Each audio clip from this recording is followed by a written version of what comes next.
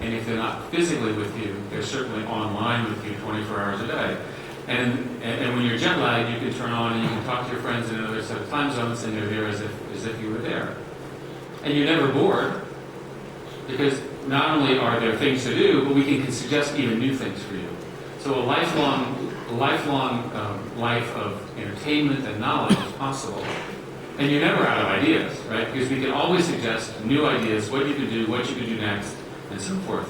And imagine a calendar of all the world's events, all the interesting things that are going on. All of a sudden, it's a potpourri for all of us to choose from.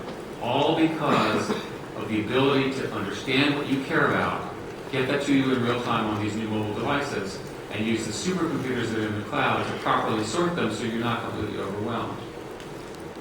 And of course, your car drives itself.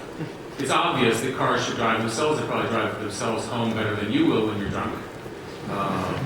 It seems sort of obvious if you think about it. These have a kill switch in case there's a few bugs, but you get the idea. This is coming. It will be decades, I suspect, not a year, but it's coming. But what's most important about this future, which I've not said, is it's a future for the masses, not the elites. Historically, information was something that was held to the elites, to the rich people, to the educated people. And the thing that I am proudest of, and I share this, I think, with all of you, is that because of your work in spreading mobile devices, 2 billion people will enter our conversation who we've never heard from in the next 3 to 4 years. We don't know what they care about. Will they love Britney Spears as much as we do, or will they care about other things? I have no idea. But the important point is that they are coming. And they're coming with human values, human concerns, human problems. And because of the architecture, because of the scale, because of the designs that you all helped build at this conference over these many years, it's possible, and it will change their lives so much more than it changed any of ours. And that's what I'm proudest of. So this is a future that's very much committed to doing good. It's a future where our technology, our approach should give people something that matters to them, which is time. It should give them time back. It's a quote from the New York Times from William Gibson. Google has made of us a sort of coral reef of human minds and their products.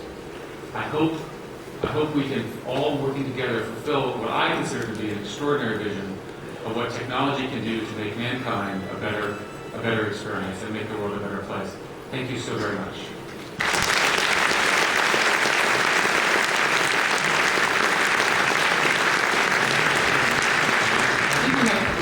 I think they're bringing up the lights. I think we have time for questions or comments on anything I said. I think we have mics. There's one there, there's one there, there's one over here. Can we get some questions or comments on this or anything else? There's a question here, a question there, a question over there. Question here. Go ahead. Who has my question? Thank you, firstly, on behalf of everyone here. My name's Ben, I'm from Australia, and you mentioned about personalisation. I'm very excited about that myself, and talking about those sorts of things with a major telco in Australia at the moment is forefront of mind, and that's certainly spoken about quite a bit. To expand a little bit further on that, delivering more service and being of more value that Google has really shown the advertising world very successfully. When do you think that the advertising world will respond to that and pick it up? Because remember, you're still leading the way, and there's a big gap between what you're doing and what, I guess, the general market of advertisers are doing, pushing rather than presenting and serving the general population of the world. Let me start by saying that Australia is leading the world in understanding the importance of fiber. Your new Prime Minister, as part of her campaign and now as being in the Prime Ministership, has announced that by roughly, I think, 2015, 2016, 93% of Australians, which I guess are all the folks in the cities, will have gigabit or equivalent service using fiber, and the other 7% will be handled through wireless services of the nature of LTE. This is leadership, and again, from Australia, which I think is wonderful. One way to think about ads in the future is to think about the creativity of ads that you see on television, which are phenomenal. We all know what I'm talking about. And then apply that to a mobile device in a personal way.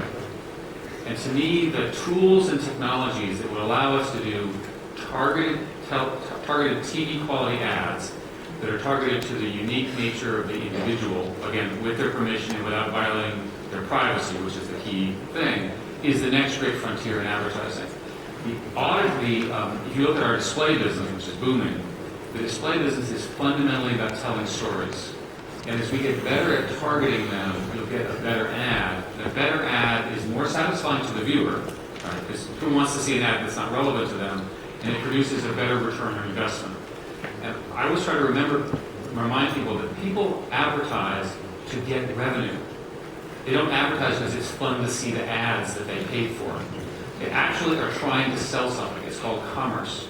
And the evidence that we have in the internet is because the internet is so highly measurable. These ROI-based ads, return on invested ads, are the ones that customers seek first. So there are many, many companies involved in developing these new, more highly targeted, I'll call them display-based or narrative-based ads for this next generation of phones, likely multi-billion-dollar businesses right in front of us. More questions? Over here, yes, now.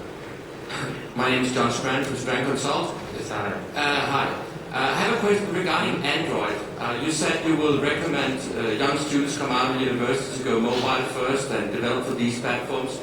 But what we see right now is that Android is a very fragmented platform. That if you develop an application for Android on one device, it actually don't run on other devices. And I think there's a lot of frustration among phone manufacturers and also particularly among developers regarding these challenges. What will you do to avoid that the Android platform is not so fragmented in the future as it is today?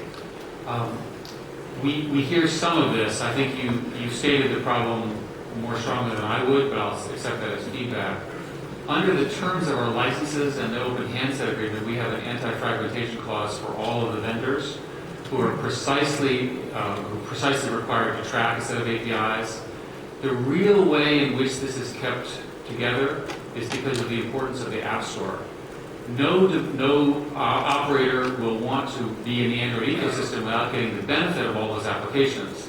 And so conformity to those apps, which is what you get with the basic Android releases, I think will serve as the appropriate carrot and stick to get that rather than forcing everybody lockstep along the platform.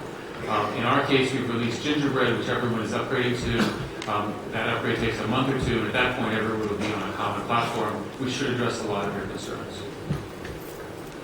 Yes. Yes, sir. It's Thomas Gustafsson from MoneyGram. Hi. I was wondering if you could share your vision in terms of Google's role on the financial side of people's lives in the future. By financial, you mean in terms of financial services, the money, managing the money. So, yeah, we're not into banking as a bank. Oh, okay. So Larry and Sergey have periodically suggested we should offer something called Google Bucks. And I pointed out the regulation issues, et cetera, so it's probably not going to happen. The serious answer is that there's another sort of mega-scale opportunity right in front of us. This phone has this chip called the NFC chip, near field. You guys know what these things do. It has basically an 80-character secure element that's very difficult to break. It's encrypted. And it can be used as a secure ID for electronic transactions. In Europe, which tends to lead many of the governments and credit card issues and so forth, are working over the next few months to standardize on the use of NFC chips for payments and tap and pay systems. So it goes something like this. You're walking down the street, you're confused, which I am typically. What do I do? And your phone remembers that I need new pants, right? Or in some way, or need some new product. And it knows where I am. It knows ahead of me is a store on the left and a store on the right. And one is going to offer me a 20% discount, and the other is going to offer me a 30% discount. It shows me those two offers. It programmed that I'm a cheapskate, and so I always take the biggest discount on a net revenue basis, and tells me turn right. I walk into the store knows I'm coming, the pants are ready, I sit there and go boom, and out I go. You don't think this is going to work, guys? Trust me. Think about consumerism. So that model, or some variant of it, in terms of the speed with which electronic transactions can do, should revolutionize both electronic commerce as well as payments. And I think in that are very large businesses because you know where the person is. Again, this is all opt-in, so they have to want it and so forth and so on. You can see, if you look at the success of Groupon in the United States and here in Germany and a couple of other countries, you can see that these models around consumerism really are working when they're tied to advertising and location. See in the back.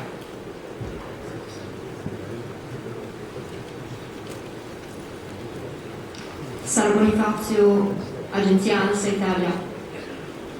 Mobile operator in this morning asked more cooperation in the TLC ecosystem, maybe sharing the cost of investment in the network. And Mrs. Crowe, I met her in the morning, says that she is also very interested in cooperation in new business context. What do you think about it? And another question, are you interested in Twitter? Do you have contact? First place, we love Twitter, and I like to tweet.